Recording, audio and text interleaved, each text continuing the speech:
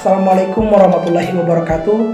Perkenalkan, nama saya Rekal Dai dari YN Sultan Amai Gorontalo, Fakultas Ilmu Tarbiyah dan Keguruan, Program Studi Manajemen Pendidikan Islam. Pada kesempatan ini, saya akan memaparkan materi tentang etika, moral, dan tanggung jawab keilmuan. Negara kita, yakni Indonesia, meskipun memiliki beragam budaya, suku bangsa, dan agama, akan tetapi sangat menjunjung tinggi etika untuk saling menghargai dan bertoleransi antar sesama. Etika adalah aturan, norma, kaidah ataupun tata cara yang biasa digunakan sebagai pedoman atau asas suatu individu dalam melakukan perbuatan dan tingkah laku. Namun, tahukah kalian apa arti, fungsi, dan manfaat dari etika itu? Agar mengetahui dan memahami etika secara mendalam, simaklah artikel berikut ini yang akan membahas mengenai etika secara umum, mulai dari pengertian oleh para ahli, ciri-ciri, jenis, dan manfaat etika. Pertama, pengertian menurut para ahli. Berikut ini adalah penjabaran secara singkat mengenai pengertian etika dari beberapa ahli. Yang pertama, menurut Aristoteles. Aristoteles merupakan seorang filsuf asal Yunani dan murid dari Plato, berpendapat dengan membagi etika menjadi dua pengertian, yakni terminus dan maner atau kocom.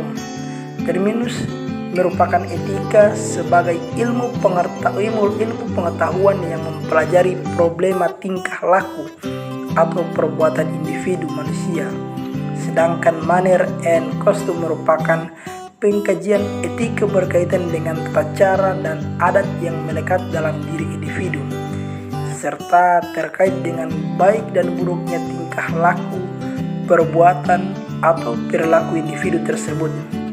Kemudian yang kedua, menurut Profesor Suegarda Puerbakawaja, merupakan salah satu tokoh pendidikan di Indonesia, memberikan definisi bahwa etika adalah suatu ilmu yang memberikan arahan, acuan, dan juga pijakan pada suatu perilaku atau perbuatan manusia.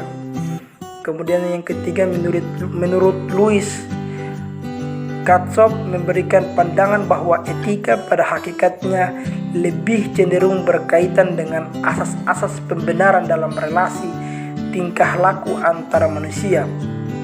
Yang keempat, menurut Haji A. Mustafa, mengemukakan pengertian etika adalah ilmu yang menelaah suatu tingkah laku atau perbuatan manusia dari segi baik dan buruknya dengan memperhatikan perilaku manusia tersebut sejauh yang diketahui oleh akal pikiran manusia. Kemudian yang kedua adalah ciri-cirinya etika. Berikut akan dijabarkan ciri-ciri ataupun karakteristik dari etika. Yang pertama, etika bersifat mutlak atau absolut. Etika mempunyai sifat mutlak atau absolut, berarti sebuah etika berlaku untuk siapa saja, di mana saja, dan kapan saja. Etika sebagai prinsip yang tidak dapat dinegosiasikan dan tidak pula tergantung dengan dasar moral yang berubah-ubah. Sebagai contoh, membunuh dan merampas hak atau milik orang lain merupakan perbuatan dan tindakan yang tidak bermoral, apapun itu alasannya. Yang kedua, etika tetap berlaku meskipun tanpa disaksikan oleh orang lain. Umumnya, etika tetap berlaku meskipun tidak disaksikan oleh siapapun. Hal itu dikarenakan etika berkaitan dengan hati nurani dan prinsip hidup manusia yang baik. Sebagai contoh, apabila ada individu yang mencuri meskipun tak diketahui oleh orang lain, tetap saja itu merupakan suatu tindakan yang telah melanggar etika dan norma yang berlaku. Sehingga bagaimanapun juga moral dari individu tersebut akan buruk meski tidak dijerat oleh aparat penegak hukum sekalipun. Nah, kemudian yang ketiga adalah jenis-jenis etika.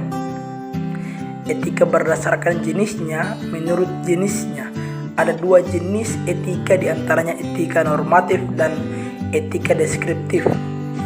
Berikut penjabarannya secara singkat. Yang pertama, etika normatif.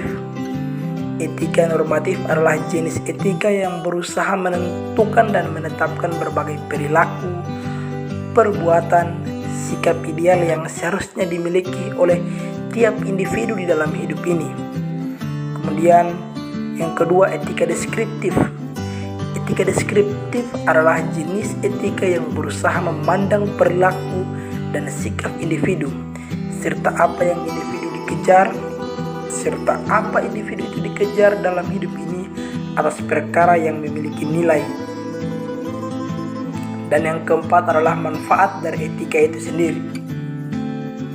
Yang pertama, manfaat etika. Etika bermanfaat sebagai penghubung antar nilai. Kemudian yang kedua, etika bermanfaat sebagai pembeda antara yang baik dan buruk. Dan yang ketiga, etika bermanfaat untuk menjadikan individu memiliki sikap kritis. Keempat, etika bermanfaat sebagai suatu pendirian dalam diri. Selanjutnya yaitu moral. Pengertian moral adalah apa yang dimaksud dengan moral.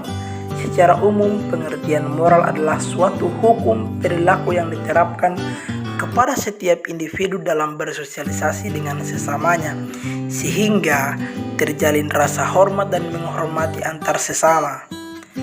Pendapat lain mengatakan arti moral adalah suatu yang berhubungan dengan prinsip-prinsip tingkah laku, akhlak, budi pekerti, dan mental yang membentuk karakter dalam diri seseorang sehingga dapat menilai dengan benar apa yang baik dan buruk. Kemudian selanjutnya adalah tanggung jawab keilmuan. Arti dan tanggung jawab keilmuan.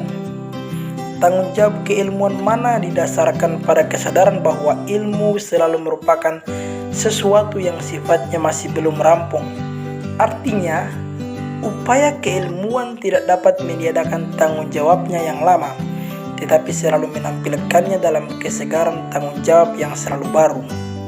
Jadi, ilmuwan harusnya terbuka pada tanggung jawabnya yang baru, walaupun hal itu tidak pernah dialami oleh pendahulunya. Bentuk dan tanggung jawab keilmuan yaitu sikap tanpa pamrih, berhubungan dengan kepentingan hati nurani manusia dalam tugas keilmuan. Maksudnya, sikap tanpa pamrih menunjukkan pada keteguhan batin atau hati yang tanpa tergoda dengan imbalan apapun untuk memperjuangkan kebenaran keilmuan, baik dalam rangka kepentingan teori maupun praktis. Sikap tanpa pamrih dalam keilmuan juga penting dalam rangka menjernihkan masalah-masalah di sekitar pandangan hidup manusia. Artinya, bentuk tanggung jawab keilmuan dalam hal sikap tanpa pamrih tidak hanya berhubungan dengan kepentingan ideologis keilmuan, tetapi juga tanggung jawab praktis.